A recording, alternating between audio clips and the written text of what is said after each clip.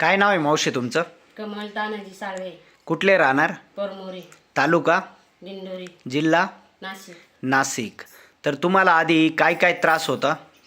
BP आणि sugar. BP, sugar, thyroid पण हो. आणि गाठ पण होते चेहऱ्यावरती. किती वर्षापासून त्रास होता हा? आता मस्त 4-5 वर्ष झाले. 4-5 वर्षापासून. खूप साऱ्या दवाखान्यांमध्ये खर्च पण केला. केला. तर फरक वाटत होता का? हा, वाटत होता ना. वाटत होता. तर मेडिकलमध्ये बी भरपूर पैसे गेले तुमचे.